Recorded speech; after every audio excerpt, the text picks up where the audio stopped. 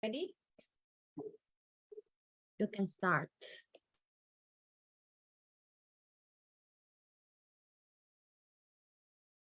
Welcome. Welcome to the International Internship University, IIU. I'm thrilled to be your trainer and resource person for today's session on Rational Emotive Behavior Therapy. I'm Herdiana Dewi Nurfika, hailing from Indonesia.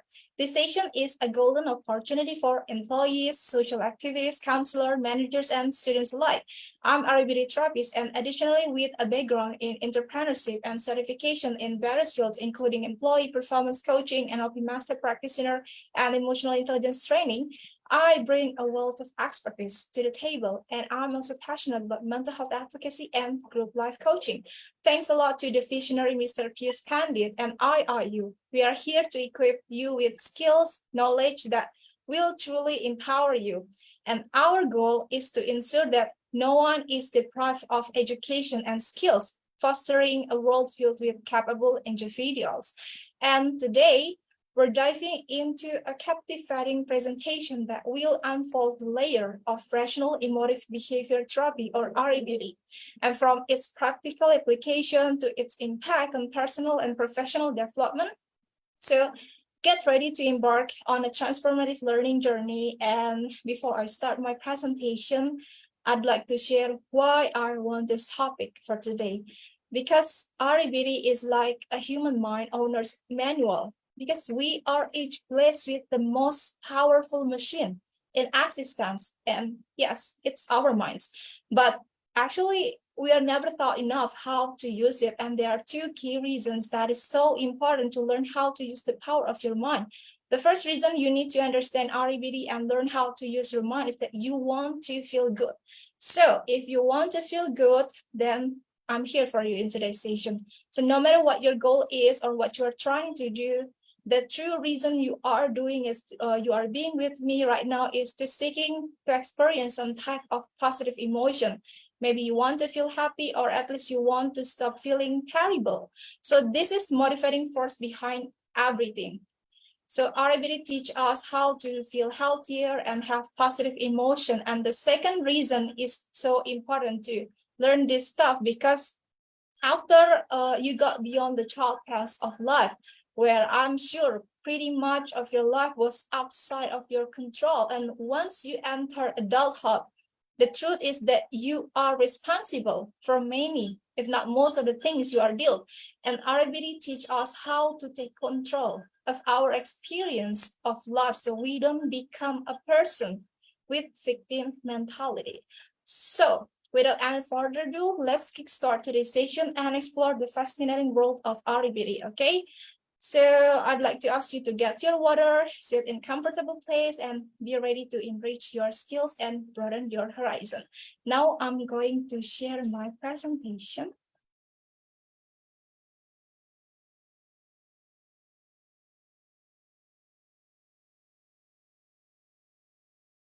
Okay, as I have said that I have a various background, including various in certification, and I'm also an entrepreneur, certified NLP Master Practitioner, ICD, and also REBT therapist.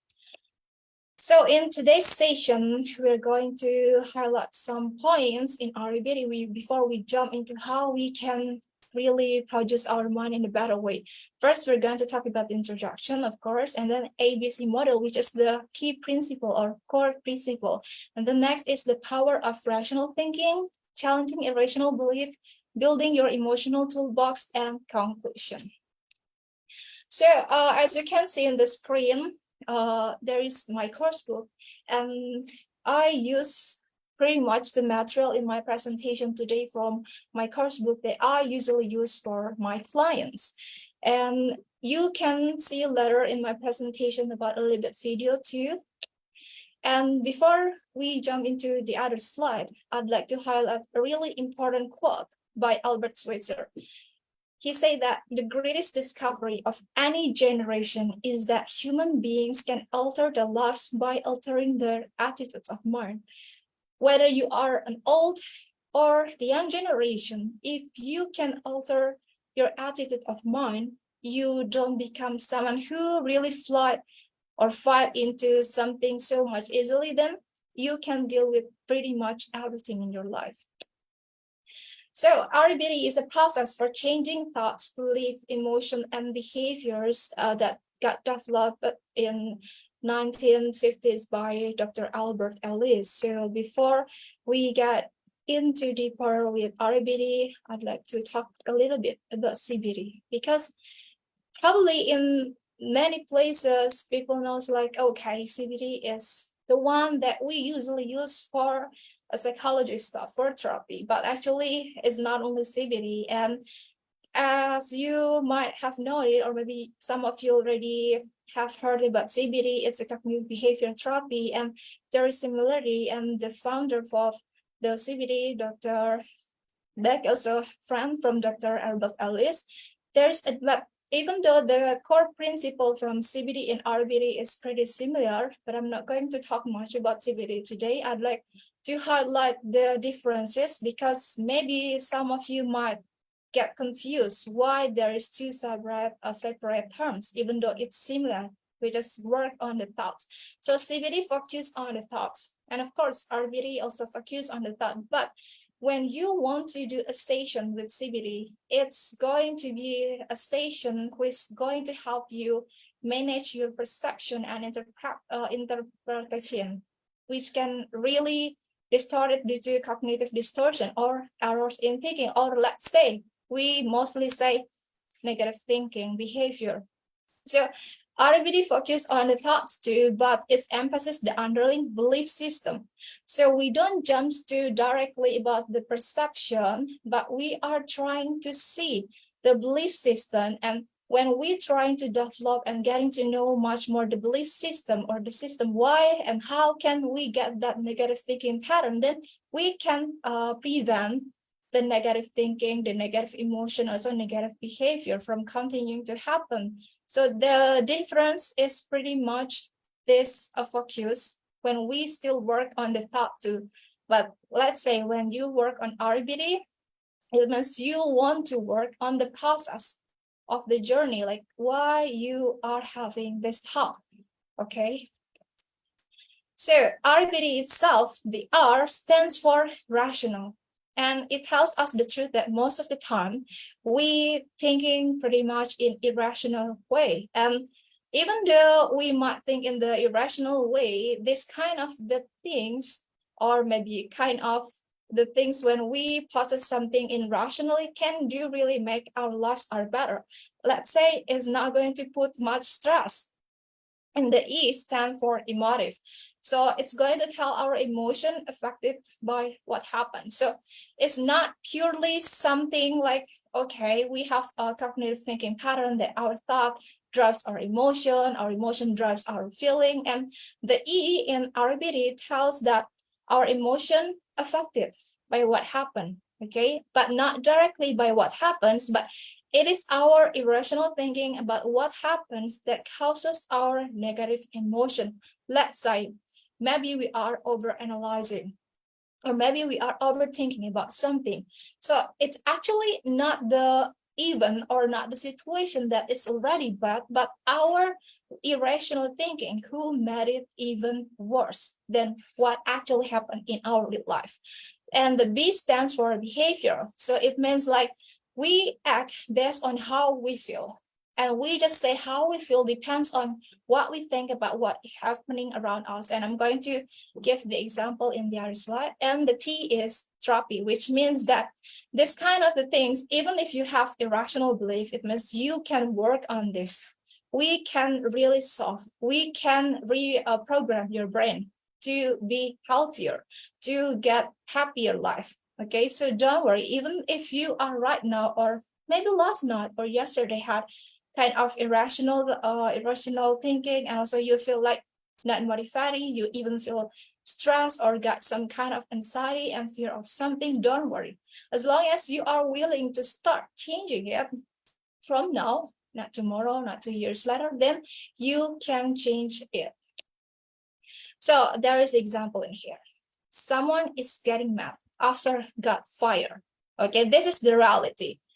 I think we have seen in our life maybe in your journey when you were a kid or in your adulthood, that many people got mad when they got fired. So the reason we choose to act in the way that brings about these things we don't want is because we act based on how we feel.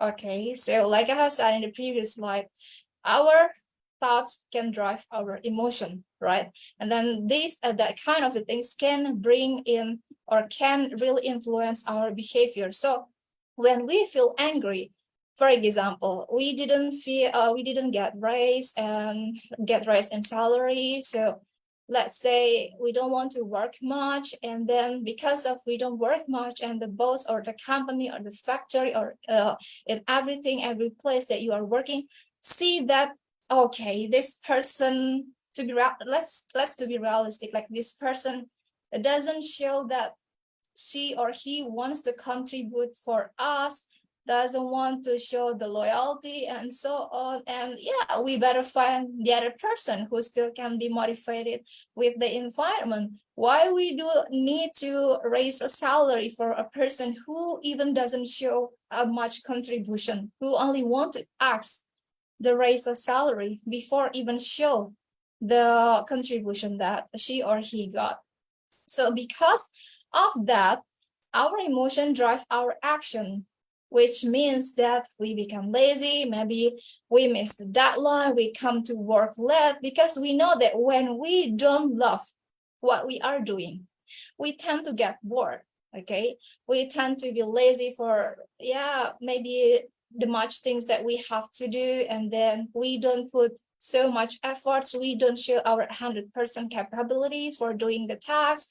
So when we don't feel good, let's say because we got rejection to not getting a raise in salary, then we show our action. And when we show our action based on how we feel, it end up actually with the realistic in real life. Like our boss didn't see that we want to work in here, because if you want to work in that press, probably you're going to show your efforts. But as you show laziness and so on, they just got no reason more to keep you in that company or in that place. So it means that our thought drives our emotion, and mostly people work on the emotion much because they find it's going to be toxic when we always follow how we feel, when our feeling only show the negativity. Okay, and because I'm going to show the video about how our brain actually works. I apologize. Okay, in here, in this video, I'm going to show how actually a thought looks like in brain. Let's say, like I have said, when we don't feel good, we are not going to show up with a good action, okay? Because our thought is going to drive our feeling too, which can contribute in our action. And actually, for whatever that you are doing, you are listening, it's going to create a neurons in your brain. And as humans, we got million neurons that connected in our brain. So whatever that you are doing, for example, right now you are listening to me, means that you are attending a webinar, want to learn, it means that you are going to create a new neuron connection on your brain. And then there are million connections on your brain to include the negative talking, the anger, and the lack of motivation, or good and bad memories that you have during your life. And you can see it that actually we can replace those negativity with the new one. I'm not going to say that if you have bad things in your life, you should forget. That's not how our brain works. You can see in this video.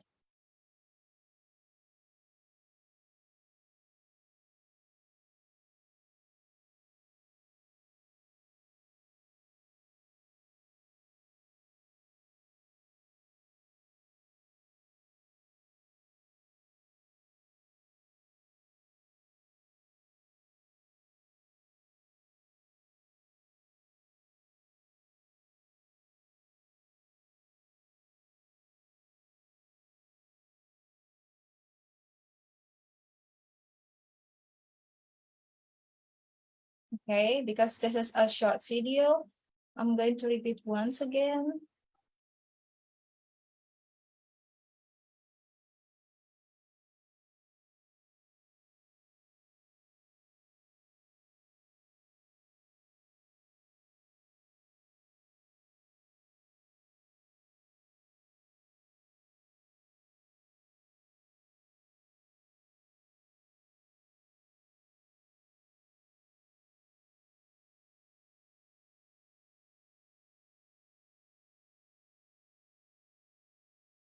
Okay, so if you see the words or the written text in the video in here, you can see there are so many bad words or irrational thinking or negative self-talk in this video. And those kind of negative self-talk or irrational thinking that we have in our brain, it's going to create a neurons. And when we keep thinking in that irrational belief or irrational thought, then it's going to get or bring the connection or the neurons get wired even stronger. But let's say you have a negative thoughts about I'm failure because I didn't present well my project, or I didn't deal with my current manager, or some kind of things like that. When you thought like I'm a failure just because of that, then you create a new neurons. It starts in your brain, and then it makes you feel sad because those kind of the bad thinking, it's going to affect your emotions. And when you show up with the sad emotion, for example, it's going to affect your real action to in life. Maybe you don't want to associate with people, you tend to isolate yourself, or you even shy to meet your colleagues because you label yourself that I'm failure. Okay, but when you want to overcome or solve that problem, what you need to do is not about forgetting about the failed event. No, because it's not going to possible. What possible is you have to add or you have to adjust with another positive thinking. Let's say, okay, I didn't get the promotion, for example, or I didn't pass something, and that's okay, that's life. We have to continue it, and we can learn and we can do better. So it means you bring a more optimism and more positivity in your mind, which means that that kind of the thing, it's going to create another neurons in your brain. And when you have that thought that it's okay to fail, it doesn't mean that my world is going to end. And when you feel it's okay, you can bring the facts, okay, I want to learn something in order to fulfill my dream, in order to make my project goal. It means that you first, you have got the positive thinking. And then second, you want to bring more resource in your life. You want to learn more. You want to embrace the failures that you have. It's going to even create a stronger connection in your brain. And once you really bring the other positive outcome or the positive thoughts in your brain, then it's going to really make the negative thoughts before that you had get less stronger, less stronger, even though they got wired, like in this video. So it means that they got glue in your brain, but the glue it's going to be less until it's disappeared, because you're going to replace it with more positivity, with more optimism, with more rational thinking rather than irrational thinking. So in REBT, we got the core process. We call it ABC model, and the A stands for the activating event, which is mostly as kind of the trigger or situation that make you feeling about certain things. Okay, the B stands for belief.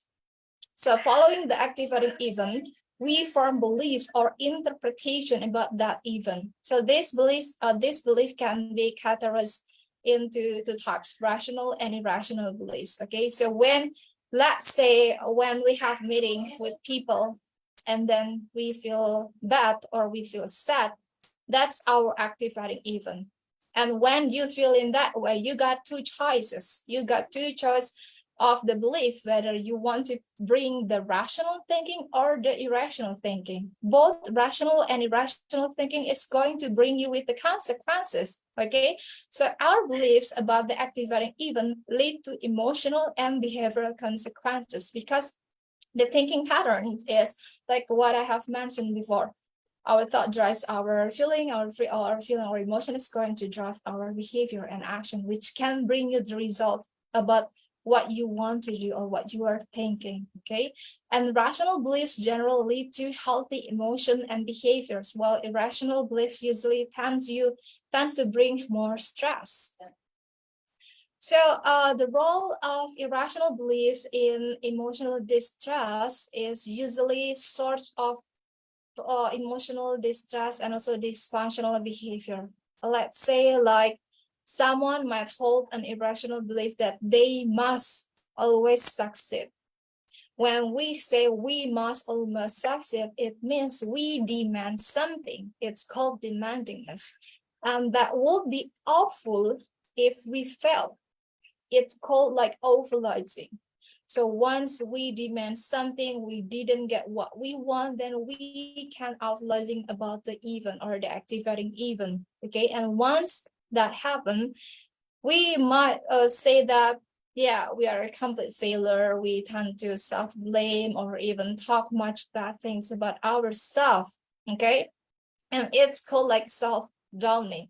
This kind of irrational belief is really going to bring much stress, because you put label, you must succeed, that everything must be okay. If you don't fail, or sorry, if you don't succeed about something, then you are failed. But actually not, because the thing is like our life in this world, we have seen so many colors. There is not only blue and black, there's pink, purple, green, yellow, and everything. Maybe you like black, maybe you like what, but you also like purple. Or like me, for example, like purple and blue. And I can see that there is only no black and white. It means like we have option in our lives. And if we have felt something, it doesn't mean that there is no a green or there is no blue or purple journey after that. Because yeah, life is not only about black and white. So when we talk about this core belief of irrational belief, I'm going to highlight the three major musts that mostly contributed our pattern thinking. The first thing is in the major must is approval. Okay, when we put this label, usually there is kind of people who are going to say like, must be approved by others to be worthy. They might not going to say it directly to your face, but actually they have that kind of thoughts. And how can we know that? We can see from their behaviors. They need acceptance, they need belonging in specific places, in specific areas. They want to be approved and get validation from other people. And when they don't get this validation, they fear of failure and judgment, rejection, or even disapproval. Because when we put this first three major musts in love, when we only demands the needs of acceptance and belonging, then once it doesn't meet with our desire, then we feel fear of failure and judgment. Like we overthinking, why these people don't want me to be here? Why I cannot be here? Why they cannot accept me? Why they don't want to include me? Okay, so there are so many fear of failure or judgment, but like I have said in the beginning, actually is not the negative situation that brings the stress in ourselves, but it's our perception that literally even make it worse. Okay, and in this three major musts, it means that we tend to demand something like seeking for validation. So mostly people think in their mind like, I expect myself to perform well, which is close to the perfectionist, and win approval from all significant others at all times. And if not, I'm a failure, unworthy, and deserve to suffer. This is really, really unhealthy thinking pattern, which means that we might tend to believe ourselves and others too when we don't meet our desire. So when you are having this kind of thinking pattern that you must succeed in every way. Let's say you are a perfectionist, but more in an unhealthy way, then you can try to change or replace your irrational belief with the rational belief. You can tell yourself that I have value as a human being simply by being my authentic self. And I desire love only from those who appreciate me and recognize the good in me. Okay, you can see.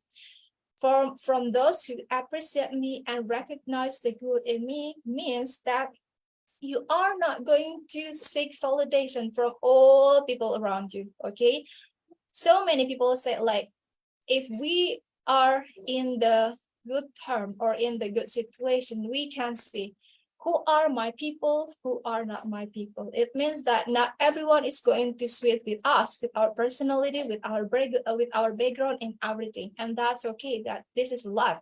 Everyone has a unique perception. Okay. And it's not going to define that you are bad.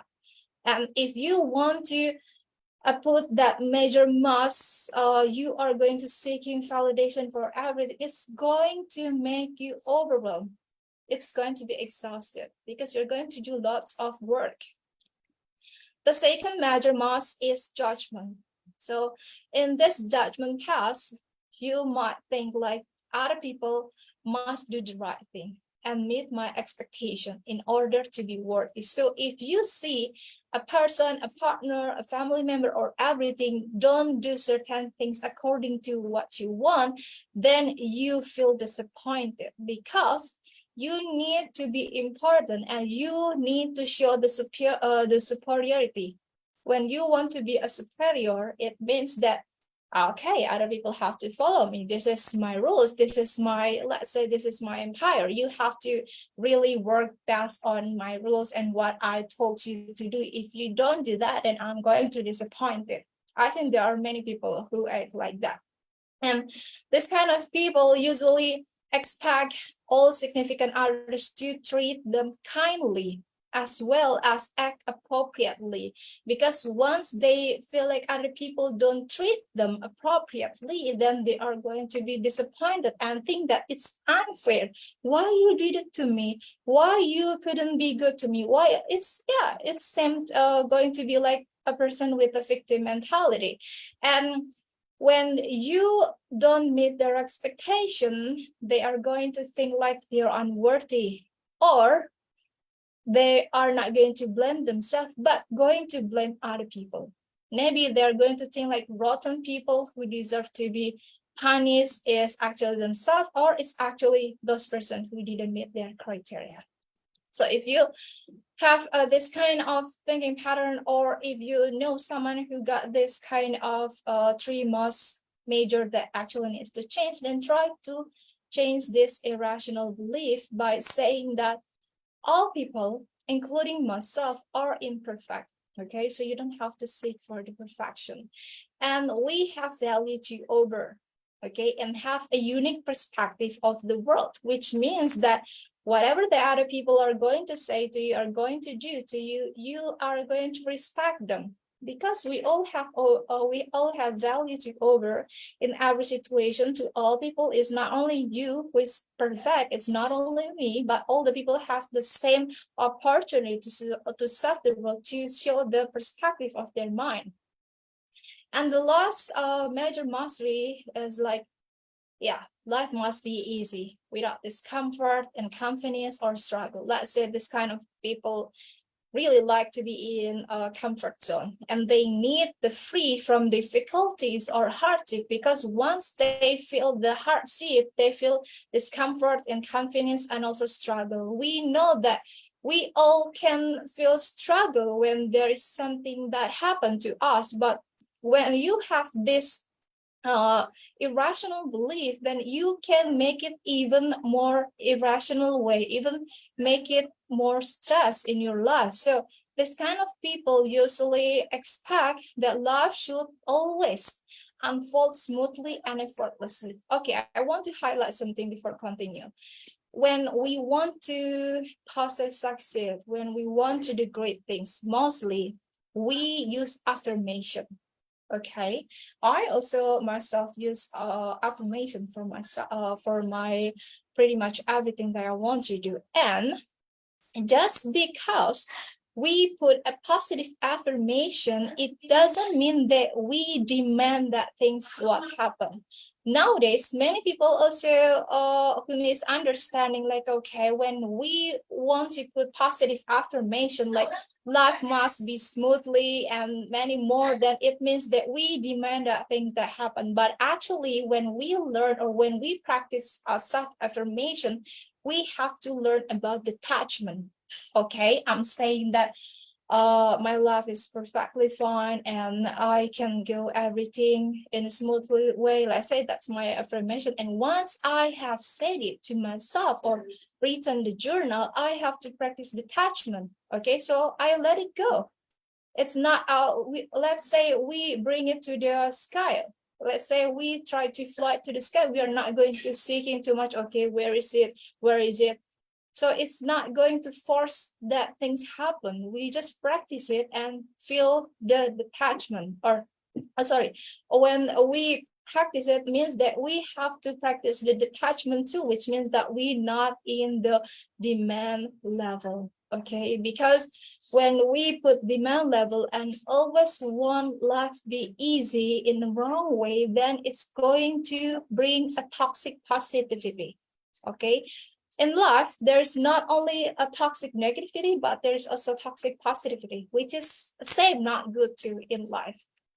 So if you have this kind of irrational belief, or maybe you misunderstood positive self-affirmation becomes much demanding and don't want to practice detachment in your affirmation, then you can try to replace your irrational belief with this kind of things. You can say to yourself that life is inherently filled with both pleasant and challenging experiences, and it's normal to encounter discomfort, inconvenience, and struggles along the way. Okay, why actually? Okay, why, Jenna? Why you have been telling about replacing this irrational belief with irrational belief? Because when you say this kind of sentence, three sentences that I have shown, when you mention it to yourself, you are going to create a new neurons in your brain.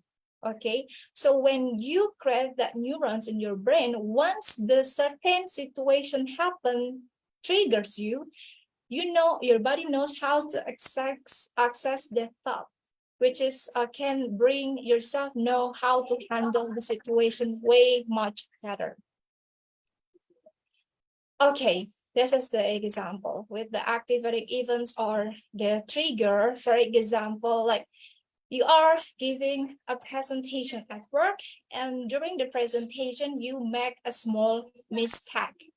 Okay, so that small mistake is your activating event to irrational belief. And once you made a mistake, you might think like I'm a total failure, or I can never do anything right just because that activating event happened. And when you put that belief into yourself, then you bring to the existence of maybe you become anxiety, or maybe you become shame about yourself, and you tend to say to yourself much more negative thoughts or much more negative judgmental. Okay, so I hope so far you can see the pattern, how actually the activating event can contribute to the consequences. So again, I'm saying it's not the activating event that becomes so bad that contribute bad things to your life, but it's the belief or your interpretation that actually make the situation worse. Because yeah, we all are human, we make a mistake. And if you make a wrong presentation, or maybe let's say I'm having a presentation and maybe I have glitches or I have a bad connection, then I'm not going to blame myself, because yeah, that's our life and that's okay. It doesn't mean that, okay, Jenna, you got a bad connection, it means that you shouldn't present anything, you shouldn't give any training again. And then when I have that kind of irrational belief, then I'm not going to accept any speaking opportunities or any training opportunities, which is not going to be good for my personal and professional growth. Okay, it's going to be same with you too. You have to analyze the belief system that you hold in your brain when there is a certain event or when there's a certain situation that happened in your life. So, we got another quote in here. Again, it's not the event that disturb people, it's their judgment concerning them by Epictetus. So reinforce the idea that it's not the events themselves, but our beliefs and judgment about them that impact our emotion and behavior. And this kind of the things is aligned with the core principle of REBT, like with the three major musts that I have said. So why actually it's not about the events that disturb us. For example, you are in the meeting or in the event with some of people, but there is one people who doesn't want to greet you or who doesn't want to smile at you. Okay, that's the situation, that's the activating event. And then because of that person didn't want to smile at you, didn't want to greet you, then you hold the belief that that person is hating me. Oh, maybe that person is just jealous with my outfit. Or maybe they just jealous with everything that I'm bringing today. So that's your irrational belief. And when it happens, you got the consequences because you're going to behave or showing your attitude based on what you are thinking, based on the belief that you hold in yourself. Then you tend to take distance to that specific person, and then you don't want to be close with that person because you have those kind of irrational belief. But who knows, maybe that person didn't see you, maybe that person was in hurry or everything. Okay, so it's actually the interpretation that we hold in ourselves that pretty much destroy our happiness. Okay, so be careful with the belief system that you are having in your daily activities. So, okay, with those kind of things, how actually we can challenge those irrational beliefs, okay? So actually our REBT is a long journey and we got not much time because if I explain one by one, it's going to take like 3 hours session, okay?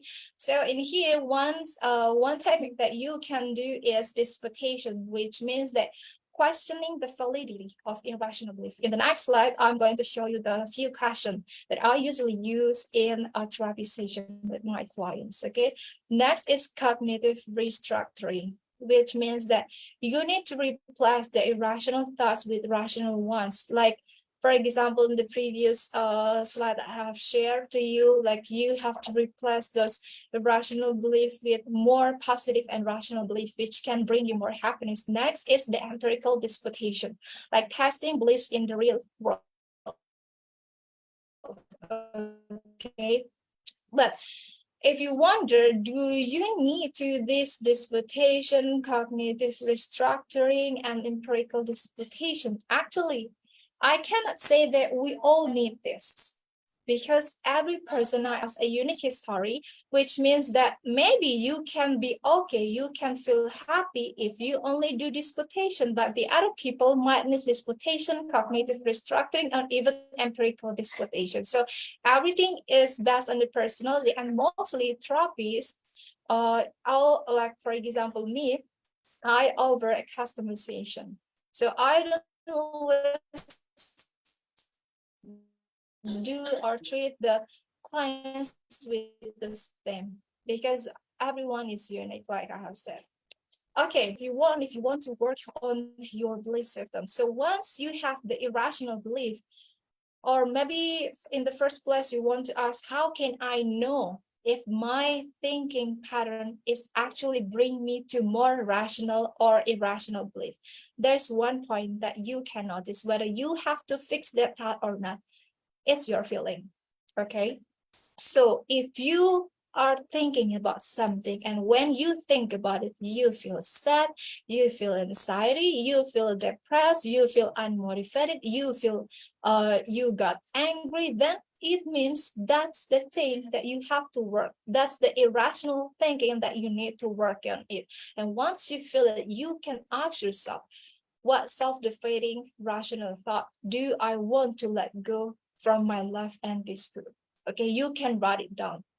You have to write it down. You cannot only, okay, I saw the screen that Diana is showing right now, then I'm going to answer it orally. No, you have to write it down, okay? And then the next question that you can ask to make yourself understanding even more whether it's the irrational belief is helping you or not is you can ask yourself, is my belief logical? If it's logical, why? And if it's not logical, why not? Which means that in the next question, you have to show evidence that disprove or counter the belief system. For example, the same example like I have told you. We are in the event and someone didn't greet you, someone didn't want to smile at you, and you got a negative thinking pattern like that person doesn't like me, that person just jealous with my outfit, with what I bring today in this event. You can bring the evidence, what you can say to yourself that can really counter that belief.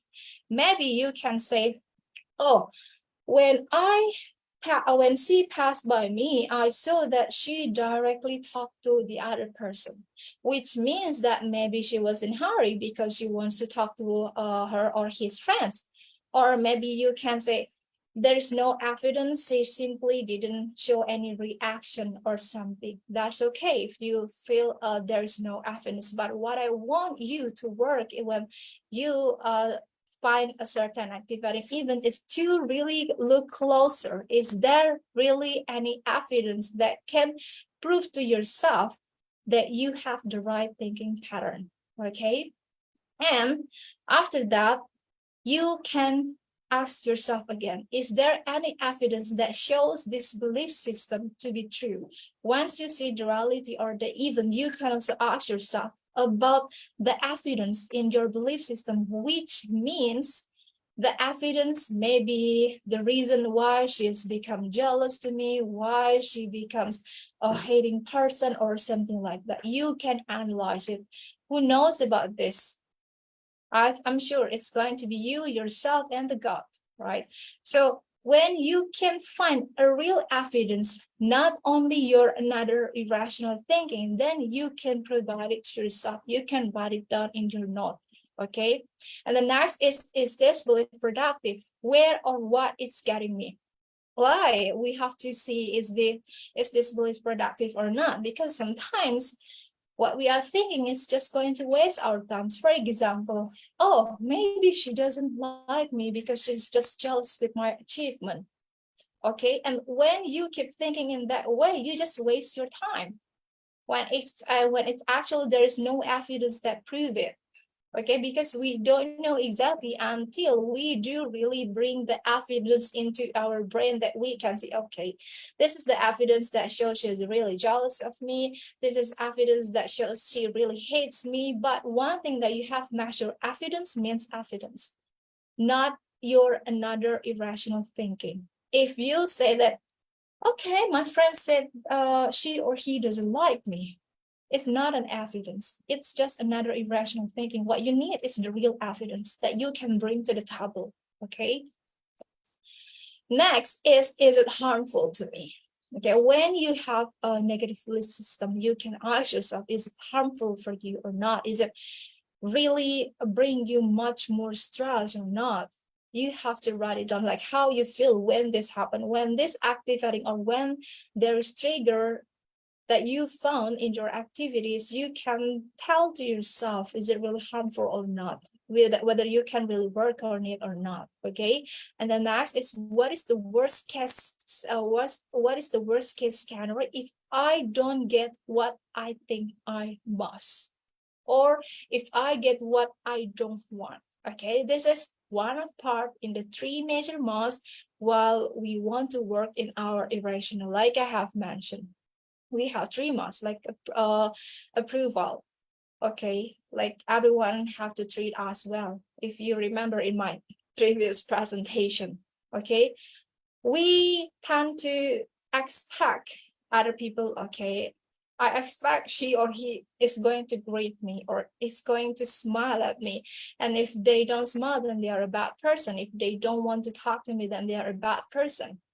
Okay, maybe that's the worst case in your activating events. Okay, next is what positive things might happen if I do not get what I think I must have, or if I get what not want.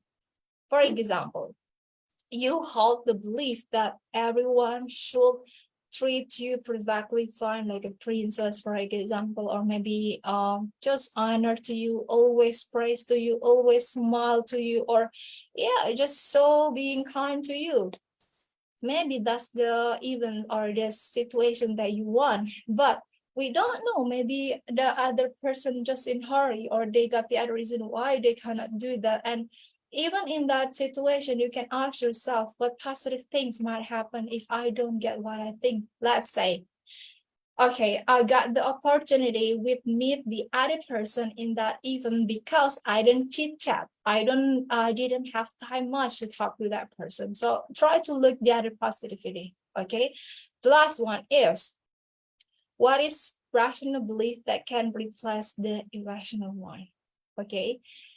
Like I have mentioned, with the three most major in a rational belief system that you hold for yourself, whether it's just judgment or approval, validation, and everything, you can try to replace it. And even though maybe you cannot figure out the evidence, or you cannot even think the worst scenario, you can at least try to replace the irrational belief with the rational way. You can tell, other people have to be nice to me, but I can accept and understand if they also have to do the other things before they want to praise me. It's simple, because we have to understand, we have to be flexible in this life. Like I have said, there is not only black and white, okay? And with this 9 questions, actually there are many more questions in real therapy session. If you continue to practice this 9 question, if you practice this question to challenges your core belief system constantly, you can find that this kind of negative thinking pattern or irrational belief is going to lose their power, because you're going to challenge it. You're going to bring the evidence that is it real or not, okay? And then not only will your brain start truly believe the new rational belief, but it will get better at spotting irrational beliefs in your everyday life.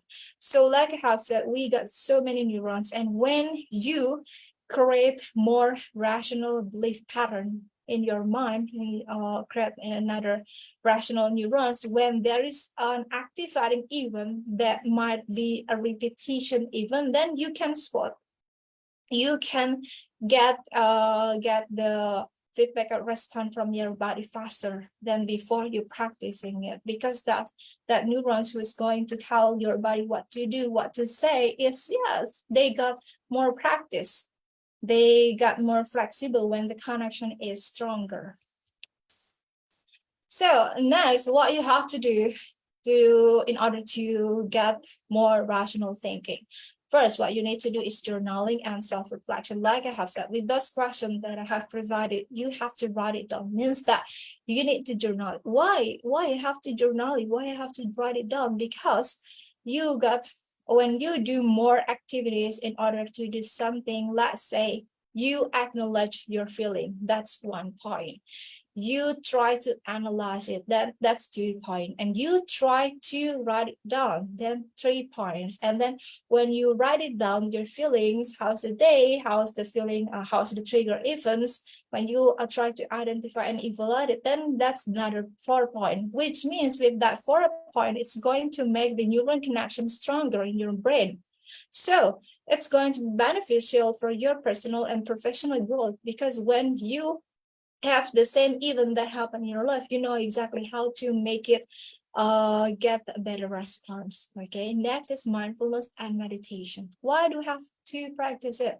when you practice mindfulness and meditation, it means you are trying to be more aware in the present moment. Let's say, so in mindfulness, for example, we are focusing on right now, right here at the present moment. You don't think much about the past or what happened, or you don't think much about the future. Okay, we want to have a progress in our future. Maybe we have a plan, but it doesn't mean that we always have to think those things. Like I have said with the self-affirmation, just because we practice self-affirmation, it doesn't mean that we put the demandings over our affirmation.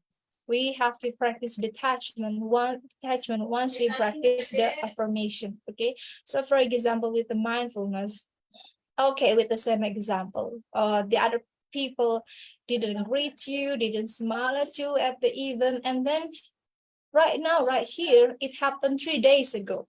You are living in the present moment. You're not going to think much about what happened, so you didn't get extra stress. Okay, next is cognitive restructuring, like I have mentioned, with some questioning that you can practice in your life, in your journaling day, in your journey to get to know more about your irrational belief. You can get yourself that kind of question daily, so you can practice how to actually anticipate the same activating events that might bring you uncomfortable thing, unhappiness feeling too.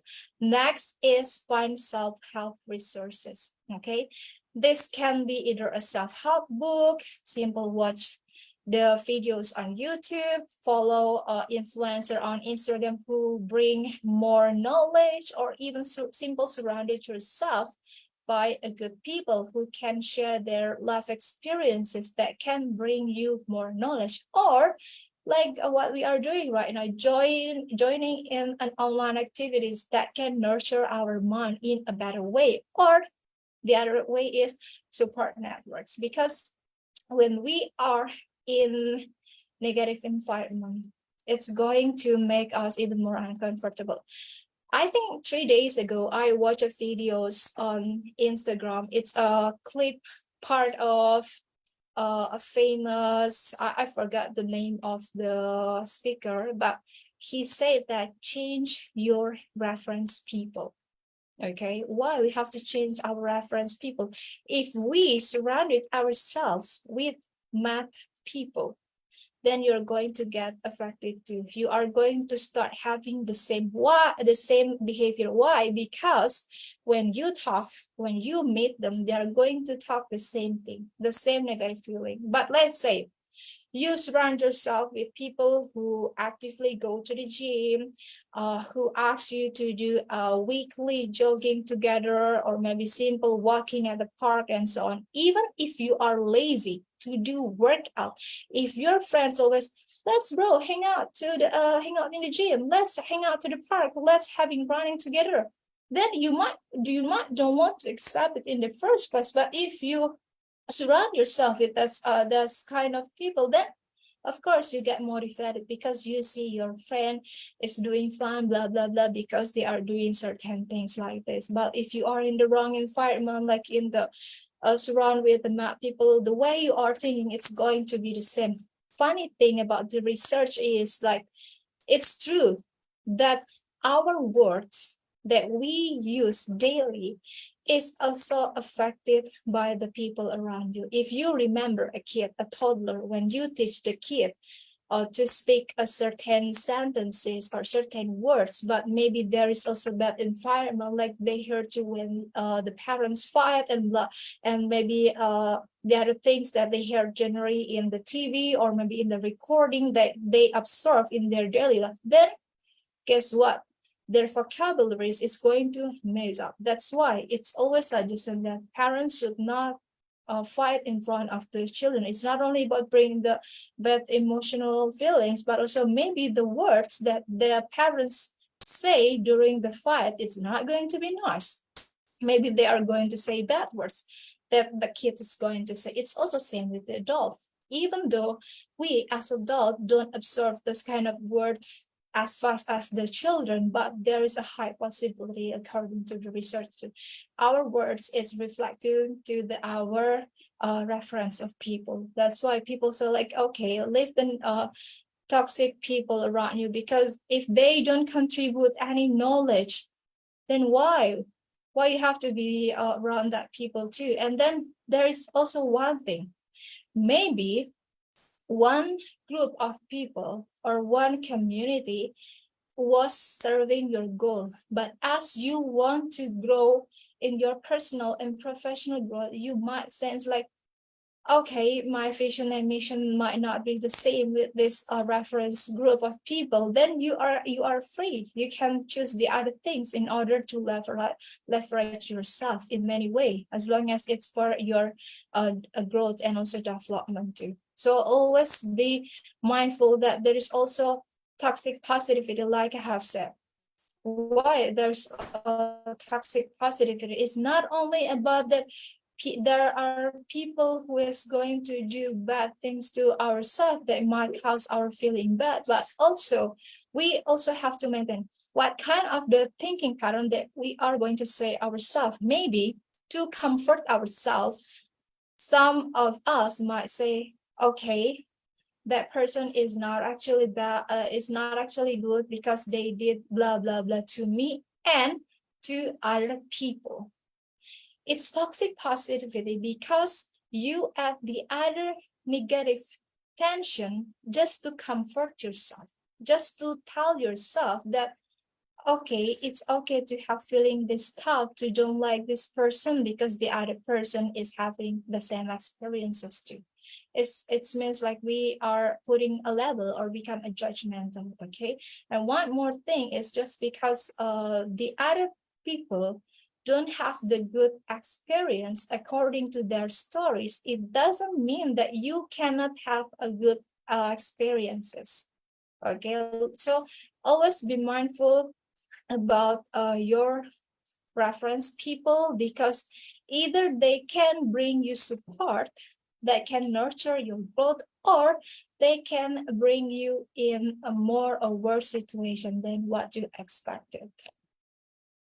Because yeah, we are never too old to set another goal or to dream a new dream, by C.S. Lewis. So if you think yesterday or 3 days ago or a week ago, you had a feeling like I am a failure because I didn't do good in my presentation, then it doesn't mean that you cannot make a progress, because you always can do much more better things for yourself as you want to take control over it. As long as you are willing to be more flexible to adjust your skills, then everything is going to be okay.